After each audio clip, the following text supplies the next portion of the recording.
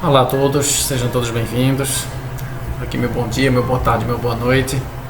Eu me chamo Tiago Pontual Awakened, faço parte da Escola Espírita Maria de Nazaré e fui convidado para poder trazer um pouco aqui mais do estudo do Evangelho segundo o Espiritismo na noite de hoje. Já que estamos impossibilitados de estarmos vivenciando presencialmente as nossas tão queridas simpatias, amizades, nossa irmandade dentro do Centro Espírita.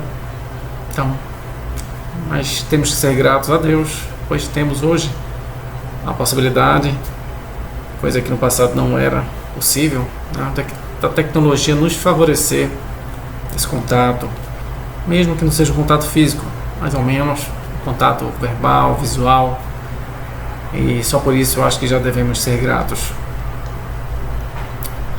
Bom, hoje nós vamos dar continuidade ao estudo das preces do Evangelho segundo o Espiritismo, e especificamente hoje nós vamos estudar o capítulo 28, itens 38 e 39, que fazem referência às preces à hora de dormir. No capítulo 28, que é a coletânea de preces espíritas, ele é dividido em 5 partes. A primeira parte ele trata sobre as preces gerais, quais são os objetivos, qual a diferença que as preces fazem em nossas vidas, e isso nos permite entender intelectualmente aquilo que nós já sentimos ao fazermos as nossas preces. A parte segunda, ele faz referência a preces por aquele mesmo que ora, e é nesta segunda parte que está esses itens 38 e 39 que fazem referência à hora de dormir. A parte terceira já é preces por outrem, ou por outrem. A parte quarta, preces pelos que já não são mais da terra, e a parte quinta, preces pelos doentes e pelos obsidiados. Bom, antes de começar a nossa conversa, a nossa troca de ideias, eu vou pôr aqui uma cena, ainda uma parte, porque é somente o áudio que nós vamos escutar, do audiolivro Nosso Lar. Se nós formos lembrar, logo no primeiro capítulo, quando André Luiz desencarna e vai para o umbral, onde ele passa 8 anos, tem um momento em que ele é resgatado, e esse resgate só é possível após a prece que ele faz sincera a Deus. Quem ainda não escutou esse audiolivro, eu recomendo fortemente. Ele é de uma qualidade fabulosa. E tem na internet, tem no YouTube, é só vocês botarem audiolivro Nosso Lar, audiobook Nosso Lar, pois ele é realmente fantástico. E são um pouco mais de 20 episódios, cada episódio tem em torno de 20 minutos. E quem gostou do filme vai amar esse audiolivro, porque ele é muito mais profundo. O filme ele teve somente pouco mais de 2 horas, teve que ser muito cortado, teve que sofrer várias adaptações. O audiolivro, naturalmente, também teve que ter algumas adaptações, mas ele é muito mais denso, muito mais fiel ao livro. E só que além das palavras, você tem toda a atuação, tem toda a parte musical de áudio que faz uma grande diferença. Recomendo realmente, para inclusive se escutar em família, porque é de uma profundidade e de uma sensibilidade fabulosa.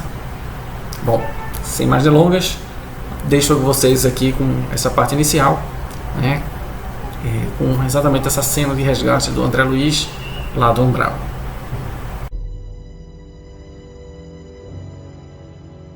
De todos os tormentos que experimentei, a saudade é o pior. Nada se compara à dor da saudade. É triste, um grande sofrimento. Cheguei muitas vezes a implorar aos gritos que algo surgisse das trevas e me arrancasse de vez a razão, o entendimento, a consciência. Mas isso também me era negado. E aquilo que parecia uma estranha viagem continuava. Até quando e para onde era um completo mistério. O horror do desconhecido me acompanhava desde o momento em que me desliguei dos últimos laços físicos em plena sepultura. Toda a cultura intelectual que eu trazia do mundo, ali não valia absolutamente nada.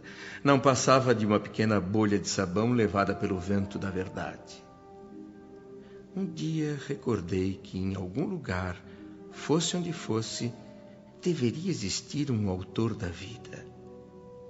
Essa ideia confortava-me, e quando se foram minhas últimas energias, quando me vi colado ao lodo da estrada, sem forças para reerguer-me, pedi ao Supremo Autor da natureza que lançasse sobre mim seu piedoso olhar.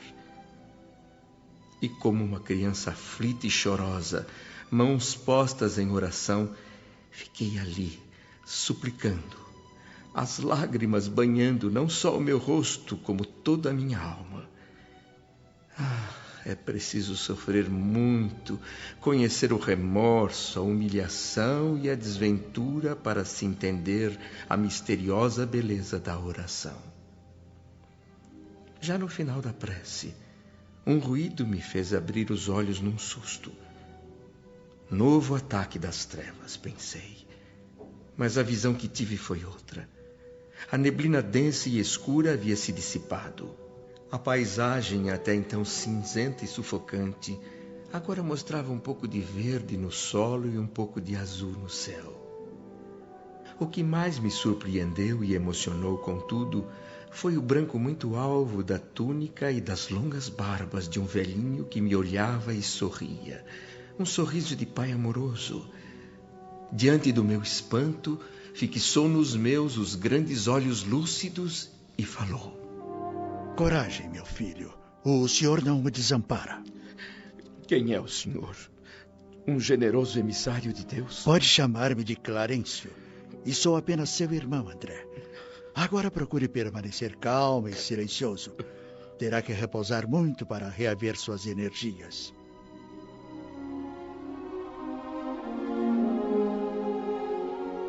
Eu não conseguia parar de chorar. Com muito esforço obedeci ao pedido de silêncio do misterioso velhinho, que em seguida voltou-se para um lado e fez um gesto expressivo com a mão. Dois moços, que me pareceram servos atenciosos, estenderam sobre o solo um lençol e me colocaram deitado nele com delicadeza, generosidade e respeito. A um novo sinal de Clarencio, ergueram-me. O velhinho meditou por alguns instantes e disse aos dois enfermeiros: Não podemos perder tempo. Nosso amigo precisa de socorro urgente. A caminho. Temos uma longa jornada até nosso lar. Clarencio tomou a dianteira como guia de nossa pequena caravana. Apoiando-se num cajado feito de substância luminosa, ele acenou e começou a caminhar, seguido de perto pelos dois moços que me carregavam. Eu me sentia como um ferido comum, sendo transportado numa maca para algum pronto-socorro. Seguimos por uma espécie de trilha, e durante o percurso eu olhava a todo instante para a espessa vegetação à nossa volta, temeroso de um assalto a qualquer momento. Nada conseguia ver, mas com certeza os habitantes das trevas estariam à espreita. À medida que avançávamos, as cores de tudo tornavam-se mais bonitas e o ar parecia mais puro. Não pude evitar o pranto ao ver belíssimas flores coloridas. Minha última visão de flores e cores perdia-se na imensidão do tempo. Raciocinando com mais clareza, de alguma forma, comecei a compreender que a humanidade não é feita de gerações em trânsito, mas de espíritos imortais a caminho de algum destino compensador, glorioso. Mergulhado nessas reflexões, fui despertado pela voz suave de Clarencio.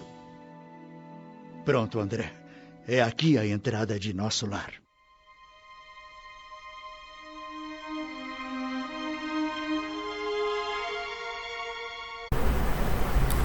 Bom, agora, né, que vocês já tiveram e conseguiram pegar, né, um pouco da importância da prece, como ela é essencial para nós, né, através desse audiolivro nosso lá, né, dessa breve cena, que eu espero que vocês tenham aproveitado.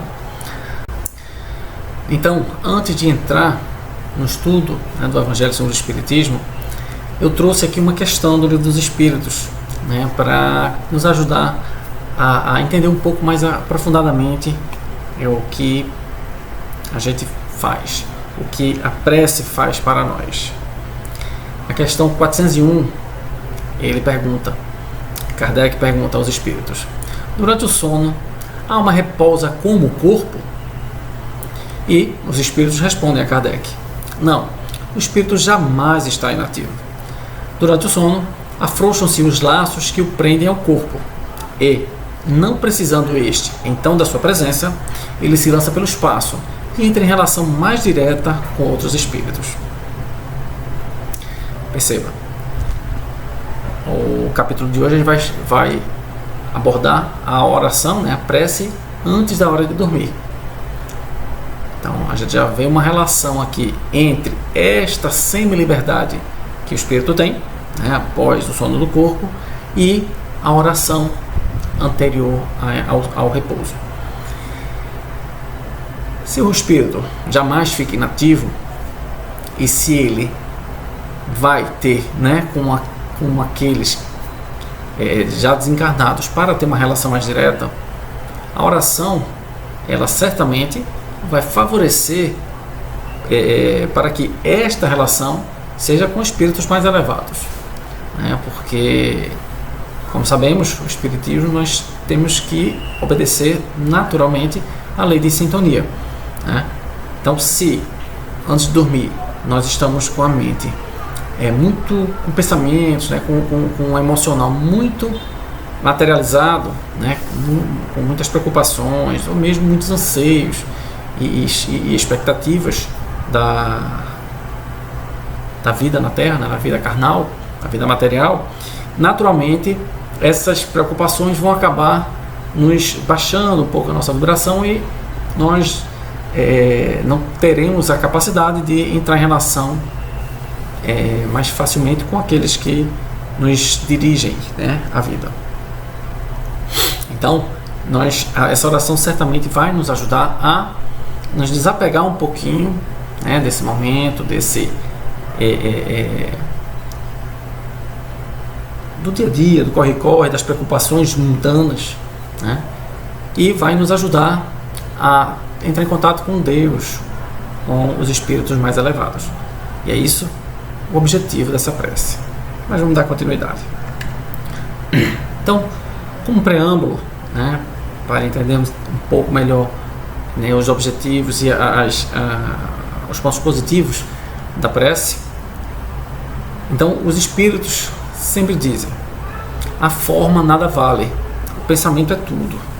Ore, pois, cada um segundo suas convicções e da maneira que mais o toque. Um bom pensamento vale mais do que grande número de palavras com as quais nada tem o coração. Então, os espíritos não cansam de nos alertar.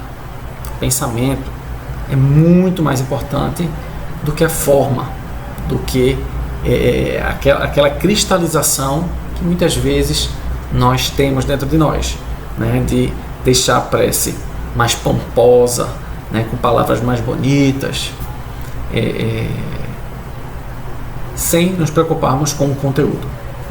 Não estou dizendo aqui que o nosso esforço é para falarmos melhor, para escrevermos melhor, né, para termos um vocabulário maior, mais amplo, com palavras que nos façam compreender, nos façam ter uma comunicação mais precisa. Óbvio que isso é válido, mas o que nós não podemos esquecer é que esta forma ela é menos importante do que o conteúdo que vai na prece. Isso a gente nunca pode esquecer. Então, os espíritos jamais prescreveram qualquer fórmula absoluta de preces. Quando dão alguma, é apenas para fixar as ideias e, sobretudo, para chamar a atenção sobre certos princípios da doutrina espírita. Então, a gente tem que observar isso. Primeiro, uma prece decorada, ela não é obrigatória, né? Como já falamos antes, o que importa realmente é o conteúdo. Mas nada nos impede, e os espíritos, né, nos forneceram algumas preces, né? Exatamente essa parte, nesse capítulo do Evangelho segundo o Espiritismo, exatamente a coletânea das preces, ela nos ajuda, né? Ou seja, a prece decorada, ela nos ajuda a perceber a importância de determinados temas, de determinados comportamentos mentais que precisamos ter. Jesus nos deixou a prece mais profunda que há na Terra, né? E que é o Pai Nosso. E se nós formos analisar cada parte do Pai Nosso, vamos perceber a grande sabedoria por trás dela. E podemos observar que, se nós nos atermos à importância de cada parte dela, vamos entender realmente aquilo que é de importante, né, numa prece. Não necessariamente decorando, repetindo as palavras, porque não adianta nada a gente pegar uma oração belíssima, de extrema profundidade, como o Pai Nosso, e simplesmente estar repetindo as palavras e o pensamento alhures, né? O pensamento voando, em fuga, pensando em qualquer outra coisa. Então, é preciso que a língua esteja em conjunto com a mente e o coração, porque realmente aí é que a prece ela vai ter poder, ela vai ter força para que nós possamos entrar realmente em sintonia com a espiritualidade superior. Então eles continuam. Fazem-no também com o fim de auxiliar os que se sentem embaraçados para externar suas ideias, pois alguns há que não acreditariam ter orado realmente, desde que não formulassem seus pensamentos. Percebam, nós temos que lembrar que nós somos espíritos imortais, né? Que estamos numa vivência reencarnatória há muitos e muitos séculos. Então é natural, né? O Espiritismo tem pouco mais de 150 anos, né? Então é natural que aquelas reencarnações anteriores, né, que tivemos em outras religiões, em que muitas dão muita importância à forma, então é muito comum e é compreensível que algumas pessoas, né, têm esse embaraço, essa dificuldade de orar sem ser por uma prece decorada, né? Então esse desapego, e lembre-se, não são só aquelas que já estão acostumadas nesta reencarnação para fazer, para passar para o modo, digamos assim, natural, né, das orações espontâneas. Não é isso. Muitas vezes, além desta reencarnação, há realmente todo um hábito mental, né, proveniente de outras reencarnações, né? Então não podemos julgar, condenar quem realmente prefere fazer orações decoradas. Se prefere assim fazer, mas tem o sentido profundo, tem a ligação profunda daquilo que se fala com o que sente, está ótimo, está perfeito, né? Importante é que, usando orações decoradas ou não, que nós tenhamos a máxima eficiência na sintonia, na conexão com a espiritualidade superior. Então, o objetivo da prece consiste em elevar nossa alma a Deus. A diversidade das fórmulas nenhuma diferença deve criar entre os que nele creem, nem ainda menos entre os adeptos do Espiritismo, porquanto Deus as aceita todas quando sinceras.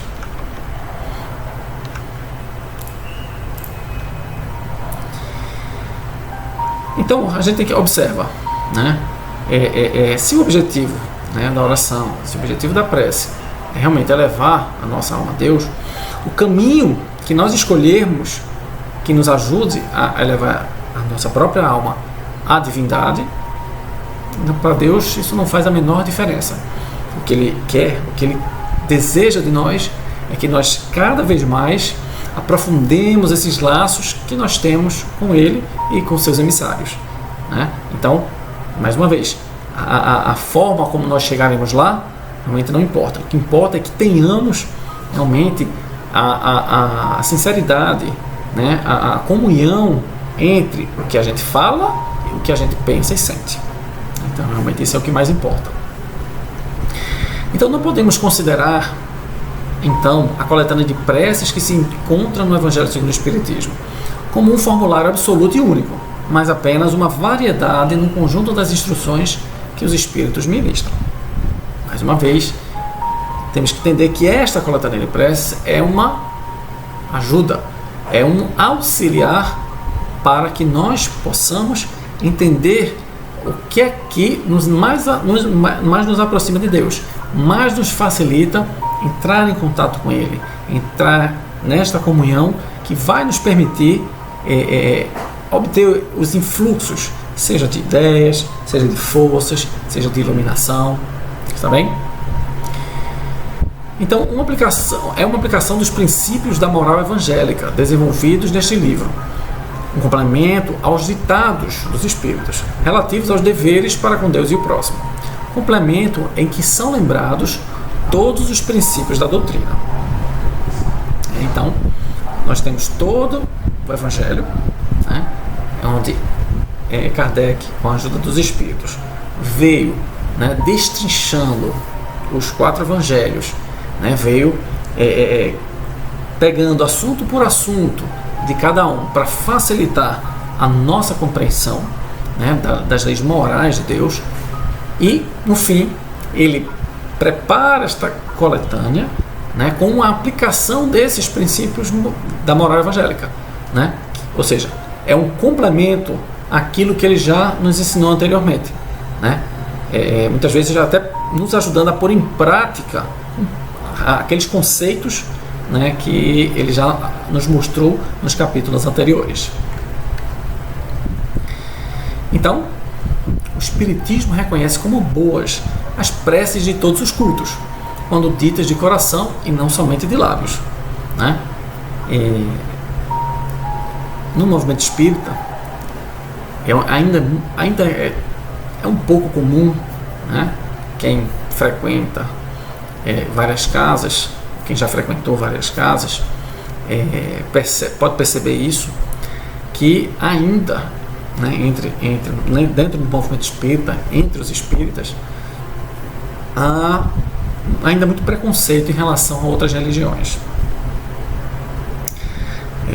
Então nós temos que ter muito cuidado com esse tipo de julgamento, né?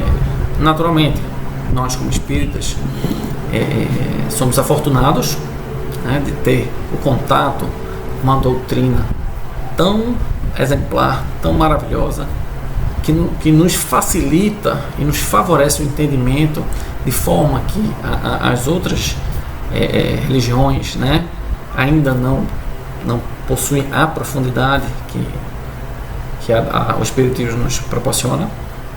Contudo, nós temos que lembrar que antes da codificação do Espiritismo, os cristãos, eles foram todos trabalhados e tinham todos o contato com a mensagem mais simples e pura do cristianismo. Às vezes nem tão simples assim, né, dependendo da época da história. Mas que essas lições morais que há no cristianismo são as bases que nós temos para o Espiritismo, né? Então, se de um lado nós somos afortunados, nós somos, entre aspas, sortudos de ter contato com essa doutrina, né, com esses conhecimentos mais destrinchados, né, com mais profundidade na relação do plano espiritual com o plano material, isso também nos traz, em consequência, também uma maior responsabilidade por nos modificar interiormente. Temos que lembrar que para a lei de Deus, quanto mais é dado, mais se é cobrado. Ou seja, quanto mais nós recebemos, mais seremos cobrados mas seremos responsabilizados pelo que fizemos com esse conhecimento. Então, se Kardec nos disse que o verdadeiro espírita é aquele que busca, que trabalha, né, para dominar suas más tendências, para se transformar moralmente, se não adianta a gente ficar criticando, né, a nossos irmãos de outras religiões, né, de outras entidades religiosas, porque nós estaremos deixando de fazer aquilo que nós precisamos, que é nos transformar moralmente, né? Uma prece de um protestante, de um católico, de um budista, de um espírita, ela não tem diferença para Deus e para a espiritualidade superior por causa da religião escolhida. O que realmente importa, como a gente já viu aqui, é tratar a prece como um contato realmente que para nos ajudar. Então, se a prece é decorada, se a prece é natural, né, é espontânea, não faz diferença, desde que o sentimento, a mente estejam conectados com as palavras que são ditas, né? Então, não façamos que nem os fariseus na época de Jesus, né, que nem os doutores da lei, que simplesmente se punham naquela posição, naquele pedestal de arrogância, né, de orgulho, porque se achavam os escolhidos de Deus, porque eles seguiam determinadas práticas exteriores. Aproveitemos, né, toda essa informação, todo esse cabedal de conhecimentos que os Espíritos nos trouxeram para aprofundar a nossa transformação moral, para aprofundar nosso domínio sobre as nossas más tendências, né, para que consigamos transformar essas más tendências em boas tendências. É fácil de falar, né, difícil de executar, mas é esse o caminho que temos que seguir. Ou seja, cada dia tentar ser um pouquinho melhor do que no dia anterior e ser um pouquinho pior do que o dia futuro, né, para que consigamos, ao longo do tempo, realmente progredir constantemente. Então, Deus é sumamente grande para repelir a voz que lhe suplica ou lhe entoa louvores, porque o faz de um modo e não de outro, né? Perceba, Deus, nós sabemos, é o nosso Criador, o nosso Pai, a causa primária de todas as coisas, a inteligência suprema. Ele, se muitas vezes, nós percebemos, né, quando uma pessoa não está sendo sincera, né, para Deus, nada material, nenhuma máscara que vistamos será suficiente para poder enganá-lo, porque ele está conectado à nossa essência, né, pois a nossa essência provém dele.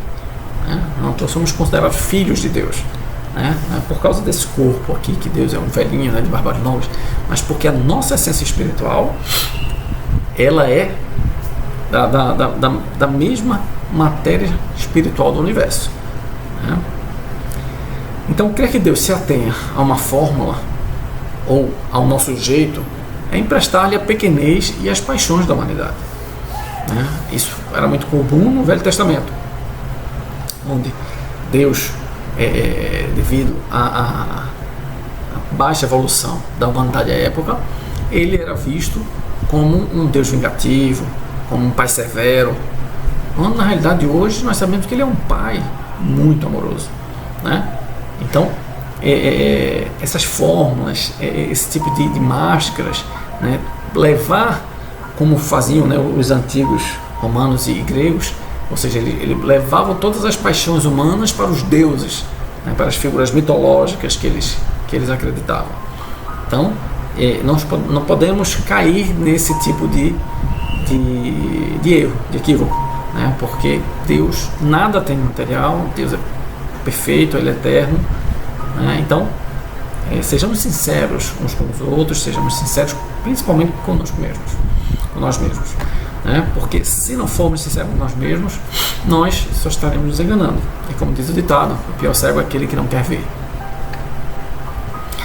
Então, segundo São Paulo, uma condição essencial à prece é que ela seja inteligível, ou seja, que ela seja compreensível, que ela tenha sentido, a fim de que nos possa falar ao espírito, né? Por quê? Porque se ela tem sentido, além digamos assim, do transe que nós possamos atingir, né, com a elevação da concentração, ao ser compreensível, ela também falará ao sentimento que tem dentro de nós. Então, este sentimento, né, quando nós buscamos fazer a prece com a maior sinceridade possível, né, e levar, né, através de palavras, né, sejam faladas ou da mente, aquilo que nós realmente desejamos, aquilo que nós precisamos, nós estaremos elevando exatamente o nosso sentimento para entrar em contato com mais facilidade para os nossos mentores, né? Então, a qualidade principal da prece é ser clara, simples e concisa, sem fraseologia inútil, nem luxo de epítetos, que são meros adornos de lantejoulas. Então, assim, temos que realmente ter esse cuidado, né? Como eu falei mais cedo, né? Como é muito trabalhado isso, né? Pelos espíritos na codificação kardeciana e nas obras complementares de boa essência, é que realmente os excessos de floreio, né, os excessos de forma, né, da forma, ela, quando ela é destituída, quando o conteúdo não a acompanha, ela passa a ser algo oco, né, algo sem valor real. Então, isso inclusive pode nos atrapalhar, porque ao querer florear demais a prece, nós podemos acabar perdendo, né, o fio da meada, perdendo a concentração e aquilo que a gente realmente queria dizer. Então, se ela não for inteligível, se ela não for compreensível, ela não vai atingir ao objetivo dela, né, que é nos conectar à espiritualidade superior, para que possamos, né, haver mais energias, esclarecimentos, ideias, iluminação, para continuarmos a lidar com as dificuldades da própria reencarnação. Então, cada palavra deve ter alcance próprio, despertar uma ideia, pôr em vibração uma fibra da alma. Uma palavra deve fazer refletir. Isso aqui me lembrou um pouco uma passagem do livro Transição Planetária, né, aquele primeiro da série de Valdo Franco e Manuel Filomeno de Miranda, né, acerca, né, desse trabalho, desse planejamento da transição do planeta, né, do mundo de provas e expiações ao mundo de regeneração.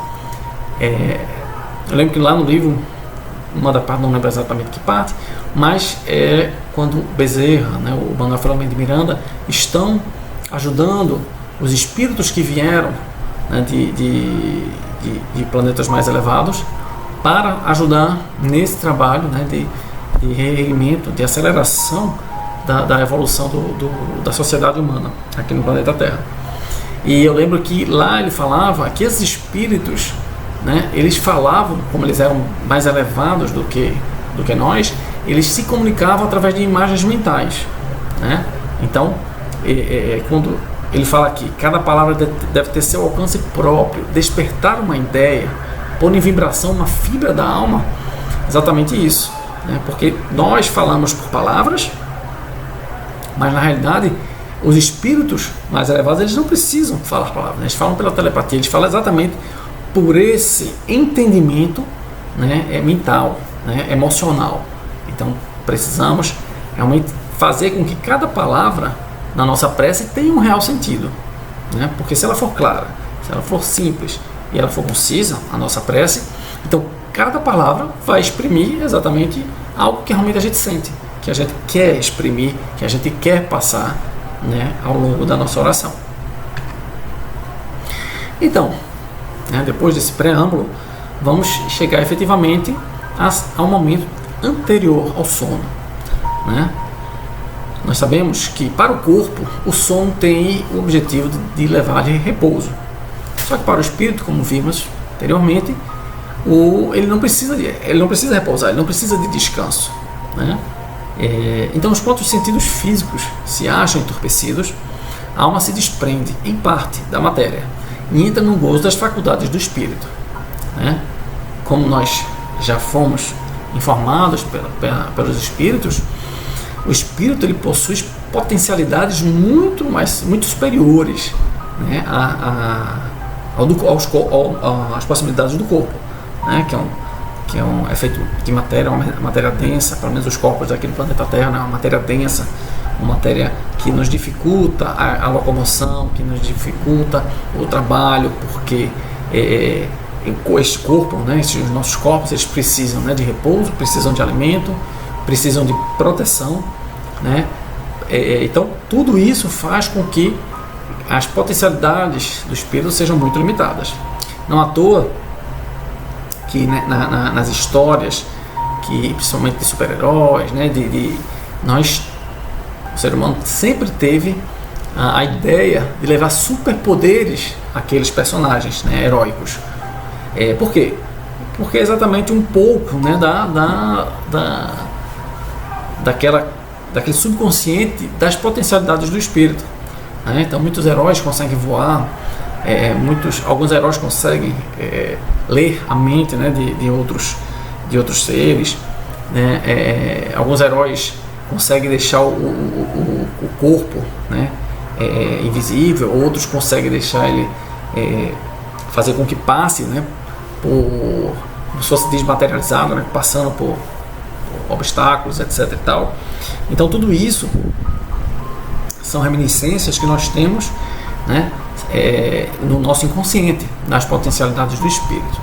Então, quando nossos corpos entram nesse estado de repouso, né, de descanso, quando os nossos sentidos físicos realmente se acham adormecidos, entorpecidos, então nós, como espíritos imortais, ganhamos uma breve semi-liberdade, né? Porque nós continuamos ligados ao corpo, né? Porque se o perispírito se desconectasse do corpo, seria a morte do corpo físico. Então ele continua ligado, mas ele consegue, dependendo da elevação daquele espírito, ele pode volitar, ele pode se encontrar, né, com os mentores, com entes queridos que já partiram, né, em esferas mais elevadas, ou, de acordo com a sintonia de cada um, ele pode descer até as zonas trevosas, né, para se locupletarem, né, em prazeres bastante materiais, não só prazeres, mas situações de raiva, de rancor, de ódio, né, ou seja, aquilo em que nós nos sintonizamos. Então, é por isso que precisamos estar sempre com cuidado, em vigilância, aquilo que nós pensamos. Não à toa, uma das recomendações de Jesus foi o quê? Vigiai e orai, né? Ou seja, a vigilância vem inclusive antes da oração, para exatamente nós não escorregarmos, né, e acabarmos nos sintonizando com a espiritualidade inferior. Então, o sono foi dado ao homem para a reparação das forças orgânicas e também para as das forças morais, né, que é do espírito. Quando nós buscamos realmente estar em sintonia com Deus, né, com a espiritualidade superior, para o espírito, né, essa vivência material ela é muito difícil, ela é muito sofrida, né, devido a todo esse trabalho que o corpo necessita para sobreviver. Então, quando ele está em repouso, o espírito ele consegue, né, tem a possibilidade de se encontrar com aqueles que são mais elevados do que nós mesmos.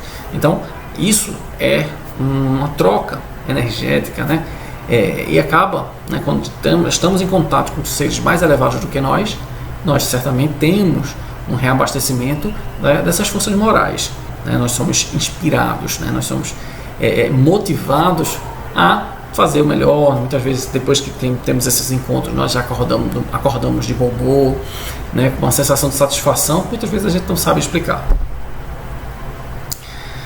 Então, enquanto o corpo recupera os elementos que perdeu por efeito da atividade da vigília, o espírito vai retemperar-se entre os outros espíritos, né? Não necessariamente entre espíritos elevados, né? Como a gente fala, como comentei anteriormente, ele vai se encontrar com aqueles que ele sintoniza, né? Então, muitas vezes, ele acaba, se ele tiver, né, sintonizado com espiritualidades mais inferiores, a espiritualidade mais inferior, ele vai acabar se reabastecendo não de bons sentimentos, não de boas energias, mas de energias viciadas, né?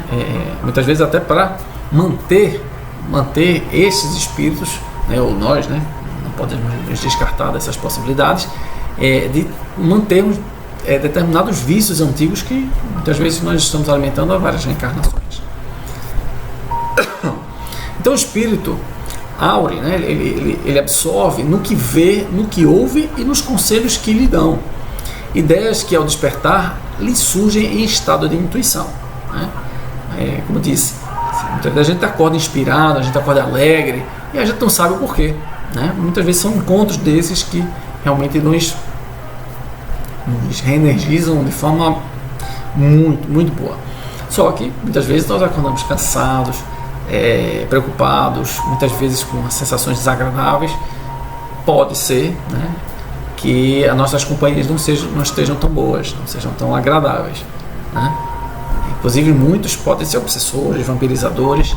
Então nós, se for o caso, nós precisamos realmente fazer aquele trabalho interior, de fortalecimento interior, né, para exatamente poder nos elevar e eles, né, tenham dificuldade de nos influenciar. Então o espírito, né, ele tem essa volta temporária, né, daquela sensação de exílio, né? Então nós podemos voltar momentaneamente à nossa verdadeira pátria, que é a pátria espiritual, né? No passado, muita gente ainda hoje acha que quando nós desencarnamos, que nós vamos ter uma experiência espiritual, né? Que nós seremos seres carnais e que teríamos experiências espirituais, mas na realidade é o contrário, nós somos seres espirituais que, enquanto reencarnados, estamos tendo uma experiência carnal, né? Uma experiência mais materializada. Então, se o espírito tem tantas possibilidades, ao se ver dentro do corpo, ele se sente como um prisioneiro, né? Nós podemos fazer muito bem esse paralelo. Se nós, ao ficarmos presos em algum local, né, algum local limitado, nós sofremos, o espírito naturalmente também sofre, né? Nós sofremos também ao estar obrigatoriamente presos ao corpo, né? Exatamente por não poder usufruir de toda a potencialidade do espírito, né? Para a gente poder fazer um paralelo, hoje que nós estamos acostumados com transportes tão mais rápidos, né? Bicicleta, veículos, né? Barcos, lanchas, aviões, né? Até astronautas que viajam em naves espaciais. Um paralelo que a gente possa fazer imaginando que a gente vai de ônibus todo dia para o trabalho, ou vai pegar uma viagem de ônibus interestadual, né? Ou fez uma viagem de avião que rapidamente se cruza milhares de quilômetros, né? Imagine voltar 2.000, 3.000 anos atrás e ter que fazer todo esse transporte, todo esse deslocamento a pé, né? Pouquíssimos tinham condições de ter cavalos, né? Ter meios de transporte animal, né? Então a grande maioria trabalhavam realmente a pé, né? Se deslocavam a pé. Então viagens um pouco mais longas, de algumas dezenas de quilômetros, já eram viagens extremamente cansativas e extremamente longas, né? Vários dias, várias semanas. Então isso a gente pode ter uma ideia, né, de como é desagradável para o espírito ter que pegar para se deslocar, ter que andar, ter que pegar uma bicicleta, né, uma moto, um carro, um ônibus, etc. Porque ele está preso, né, ele está com essas amarras ao chão, né, quando o espírito volita, voa, né? Mas, como se dá com o presidiário perverso, acontece que nem sempre o espírito aproveita dessa hora de liberdade para seu adiantamento. Se conserva instintos maus, em vez de procurar a companhia de espíritos bons, busca de seus iguais e vai visitar os lugares onde possa dar livre curso aos seus pendores. Uma das obras do Manuel Flamante de Miranda, se a memória não me falha, é o Sexo e a Obsessão. Ele fala que muitos e muitos espíritos reencarnados, quando estão com os corpos em repouso, devido à sintonia que eles têm, né, com muitas entidades trevosas, eles são levados a cidades trevosas para o intercâmbio, né, energético de energias de muito baixo teor. Nesse livro especificamente, há uma cidade que no livro é chamada de Cidade Proibida, onde diariamente eram feitos desfiles muito semelhantes ao nosso carnaval, só que de forma muito mais tenebrosa, né?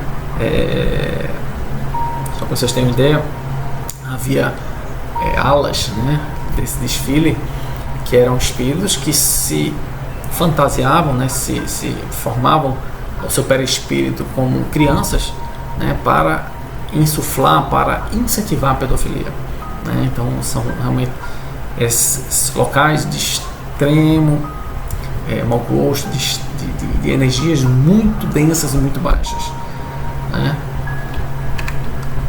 Então, sabendo disso, trabalhemos, nos esforcemos para nos elevar, pois nós que nos achamos compenetrados desta verdade, nosso pensamento a Deus, quando sintamos aproximar-nos do sono e peçamos o conselho dos bons espíritos e de todos cuja memória nos seja cara, a fim de que venham se juntarem a nós nos curtos instantes de liberdade que nos são concedidos, e ao despertarmos, sentir-nos-emos mais fortes contra o mal, mais corajosos diante da adversidade.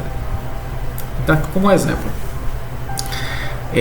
muitos de nós, antes de dormir, estamos acostumados a estar vendo televisão, né? Muitas vezes filmes, séries, né? Que exacerbam a violência, exacerbam a sensualidade, exacerbam o ódio, né? O egoísmo, o orgulho, né? Programas de TV que vão nos excitar, né, as paixões, né, e isso não nos faz bem.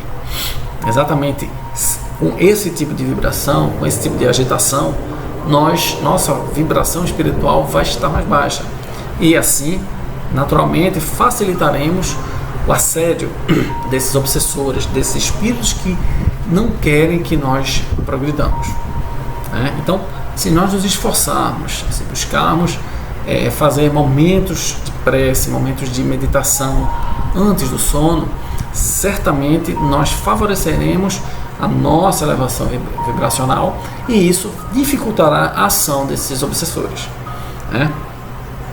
A partir do momento que nós nos elevamos, das duas uma, ou eles vão desistir porque não vão conseguir nos influenciar, ou para nos influenciar eles vão ter que tentar nos acompanhar. Mas só o fato de eles tentarem nos acompanhar, eles também vão ter que estar se elevando, e isso os ajudará também. Então, das duas uma, ou eles se afastam ou eles acabam progredindo junto conosco. Então, muitas vezes nós temos hábitos realmente que não nos favorecem, e caso seja o caso de cada um que está aqui assistindo, né, façamos o trabalho, né? Eu particularmente tenho altos e baixos, né, com minhas meditações, e a disciplina ela não é fácil, né? Mas é necessário que nós nos esforcemos, né? Não à toa, Emmanuel, quando foi convidar Chico para o trabalho, ele falou que as 3 ações importantes eram disciplina, disciplina e disciplina. Por quê? Porque realmente sem disciplina nós acabamos descambando para o erro, descambando para os velhos vícios, e nós temos que nos compenetrar, nós temos que nos esforçar, porque deste esforço teremos o direito ao prêmio, teremos direito, né, à colheita, a boa colheita. Mas a boa colheita só existirá se tivermos um bom plantio. Então, meus irmãos, eu agradeço a paciência, espero que estas poucas palavras, né, nos ajudem, né, a nos compenetrarmos mais, a darmos mais importância a esses momentos anteriores. Então, porque não é só para vocês, isso para mim, né, no momento que eu estava preparando essa apresentação, né, esta nossa conversa, isso me fez refletir, né, me fez fortalecer alguns conceitos. É sempre um aprendizado para nós todos. Então, oremos uns pelos outros e busquemos, né, nos esforcemos para criar esses bons hábitos, né, porque os hábitos as rotinas, elas são necessárias à vida humana. O problema é quando nós temos mais rotinas, rotinas que nos atrapalham ao invés de nos ajudar. Então, o que nós temos que fazer é tentar trocar as más rotinas pelas boas rotinas, ok? Então, desejo a todos muita paz no coração, que possamos nos esforçar cada vez mais para realmente nos tornarmos verdadeiros espíritas. Tá bem? Agradeço a todos e que a paz de Jesus e de Nossa Mãe Santíssima possa invadir os lares. Fiquem em paz.